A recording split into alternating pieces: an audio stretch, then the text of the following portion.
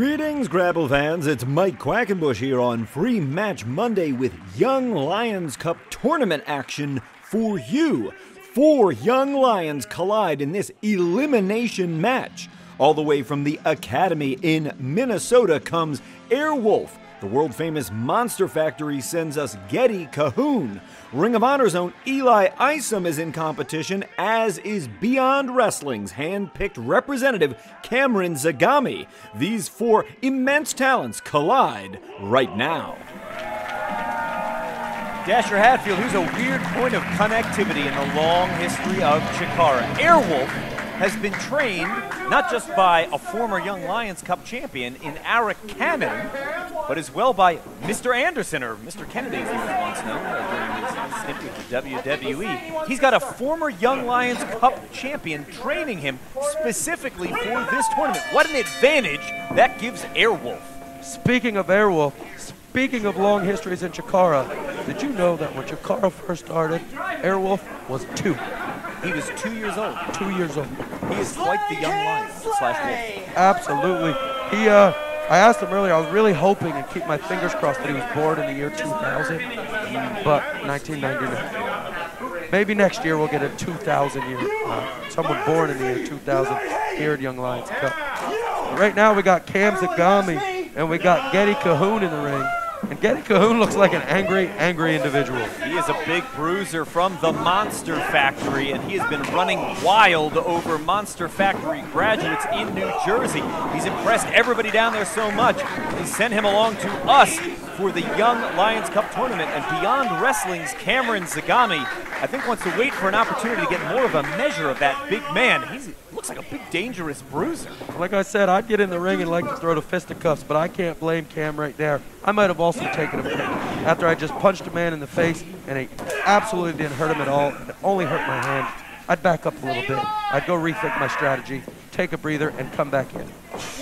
Trainer over at the Ring of Honor Wrestling Academy, Cheeseburger, who is in attendance with us today, handpicked Eli Isom as the representative from that training system, going one-on-one right now against Geddy Cahoon of the Monster Factory. What great shows of agility by Eli. Isom, I think, at a little bit of a disadvantage here in this matchup. Usually wrestles in a tag team with Ryan Nova, but here he stands by himself. Airwolf enters the match legally for the very first time. High-flying phenom out of Minnesota, graduate of the Academy, as we alluded to there with Mr. Anderson, Eric Cannon, Mr. Navari as well as a trainer. Got a really robust and well-rounded curriculum. They've been turning out some really fantastic graduates, have our friends at the Academy. Eli Isom tumbles forward right onto his feet with a forward flip.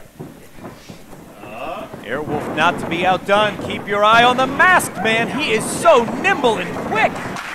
18 years old, moving around that ring like he's been wrestling for all 18 of them. Very impressed with Airwolf. Yeah, he's got a lot of confidence. And one of the all-around very youngest in this year's tournament, certainly worthy of mentioning. Eli Isom charges right in, kind of a combination uppercut elbow there in the corner. 3-sport athlete is Eli Isom. He was a wrestler in his day. He played football as well as track and field, so you know his conditioning is going to be better than probably anybody else in this tournament. This kid is made. He's built to win this thing. He said 2 matches today, another one later on. No problem. Bring it on. From the top strand, Airwolf with a tricep-to-tricep drag, showing off a little bit of that Lucha Libre influence. Of course, Eric Cannon spent time training under Skyda, every bit as much as Wrestle Factory graduates from the early season of Chikara did. Cameron Zagami from Beyond Wrestling wants to get rid of Airwolf. A couple times today we've mentioned that a lot of these opponents are brand new to each other. I don't know if that's the first time Eli's been in the ring with Airwolf. Those 2 guys look like they got a real natural chemistry. And if this is their first time, I want to see it again. Give those guys a singles match, Remsburg. Dasher Hatfield dying to see it. Geddy Cahoon rids the ring of Cameron Zagami, and he wants the high flyer, and maybe he knows something that we don't. Geddy Cahoon's offense might be perfectly acclimated toward taking out high flyers, and that's often the case, right? Power wrestlers sometimes prove to be great foils for acrobatic high flyers. Sometimes it's just a little thing, like a punch in the face that puts a high flyer down, and they can't get back up. Sometimes it doesn't need to have twists and turns and spins. It can be straightforward pain. And when I asked Geddy Cahoon earlier, tell me about yourself, and I quote, he said, I make pain. Airwolf and Eli Isom in the center of the ring, as is Geddy Cahoon, who just lifted up and threw down Cameron Zagami. It's like a wrecking ball out there. 3 members down, Geddy Cahoon, the only man standing. Oh. Low bridge by Eli Isom. And Cameron Zagami came charging head first, and all it took was that little bit of a head fake from Eli to send him outside of the ring. He's got 2 on the floor. Will that be enough? Eli seems to think so, or at least he's not sure. Right to the top rope. Great looking plancha suicida. I'm going to wager a bet that high jump was one of his strongest competitions in his track and field days. Did you just see how easily he leaped to the top rope? No hands, no help, just leaped. He just soared through the air. When it comes to soaring through the air, Airwolf takes them all out, twisting in midair and somehow managing to land on his feet. How on earth do you do that? I'll never understand how these guys do that. Never in my life. They can do things I couldn't even think of. I'm not even that creative.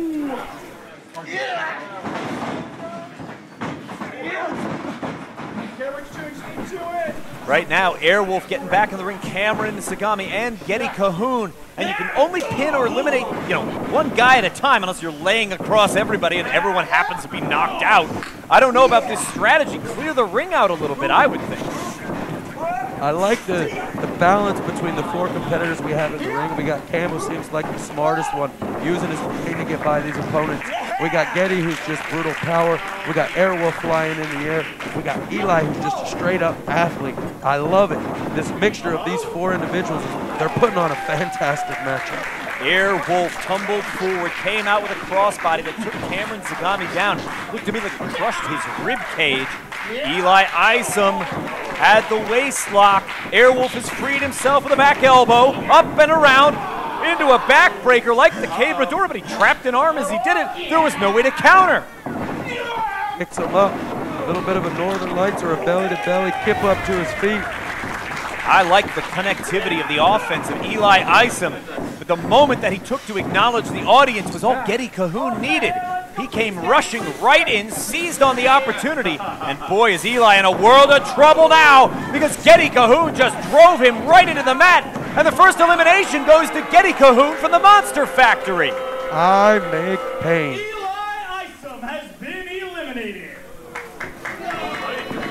The way this match is being run, Dasher, I think Geddy Cahoon is the guy to beat. That move he just hit there, he calls that one the imprint, and it did just that. It imprinted Elox. You can still see part of his upper body there in the mat. Double axe handle, keeping the Airwolf down. Airwolf fighting up to his feet, though. Right hand, left hand. Oh, knee cuts him back down. Geddy Cahoon's got Airwolf in his clutches. The Wolf wasn't going to wait around for that. Great flying knee pat, run up right underneath the chin. He soars and got caught a second time. Geddy with a massive choke slam. He rebounded like a basketball, and Airwolf is... No, he's still in it, Dasher. How'd he kick out of that choke slam? That may be the highest I've ever seen a man go up in a choke slam, and definitely came down with some force. His head bounced off that canvas here at Chikara Pro, and Geddy smells blood. He's getting after him. Smart move on Geddy Cahoon's part. Scooping him right up. Airwolf here using his left elbow, drilled him in the trapezius area, and a swift kick to the thigh, equalizing blow. He caught him. Airwolf lands on his feet. Under the clothesline goes the Wolf. Flying forearm, found the mark of the net, center of the chest, and a second one. Wolf starting to string them together here, and you can hear the fans of the Wrestle Factory getting behind the high flyer from Minneapolis. For the first time I've seen Geddy Cahoon, he's not feeling too well in this match. He's not making pain. The pain is being inflicted on him, and Airwolf's on the top rope. All the way from the top rope, he soars with a frog splash. Will it be enough? He got him, count of 3. Geddy Cahoon's headed to the showers, and Airwolf picks up the second elimination. Now just 2 remain, but Airwolf looks much the worse for wear, Mr. Hatfield. Cam Zagami definitely using that tactic we were talking about. Hang out on the outside. Watch the other guys beat each other up and eliminate each other. Now he's in, and he's pretty fresh. Kick out Airwolf. Cameron needed to pull the weight back across the shoulder blades just a little bit more. Rock it up onto the plane of the shoulders and you can keep him down for 3. But the weight came forward. Oh, he wanted to tumble into that turnbuckle, was looking for that bulldog move of his. Out the back door goes Zagami. Face first, he took him down into the mat. Oh, and he's got a Cobra clutch locked on. He calls this one the American grip. Is it going to be enough to get him this win and get him to the next round? He's got that weight pulled back. That's a lot of pressure on the neck of Airwolf. And I'll tell you what, a lot of the typical counters for this move are neutralized because of his seated position on the mat. Airwolf may have no choice but to reach out for the ropes. And if he can't make it, this one will be over. He's inching closer. Can he get there? He got there. Airwolf makes it to the bottom strand, and Bryce Remsburg indicates he must break the hold. The American grip, though, may have done its damage. Airwolf is barely moving. You go back to that big choke slam that he had received just a little bit earlier, and then that American grip by Cam Zagami, and Airwolf's not feeling too good right now. What a shot! You heard him crack Zagami right in the face. Oh, he had his trunks. Airwolf couldn't get away from him. Caught him in the middle of the ring. He's got it for 1, 2, and no! Only so 2! Standing Spanish fly in the dead center of the ring by Airwolf. Zagami's shoulders were down, but at the last possible second, he kicked out. I am impressed with Cameron Zagami. Airwolf calls that one Howl at the Moon. That is his go-to maneuver. And not only impressed by Cam's heart, but again, using smart tactic after smart tactic in this matchup. I don't know what the kid's IQ is, but I bet it's higher than mine. Airwolf, earlier we saw him use the frog splash, but he's certainly not limited to that from up there. Oh, the knees, he landed right on top of him. Zagami cradles him, and Zagami with a big count of 3 means he goes on to the semifinals.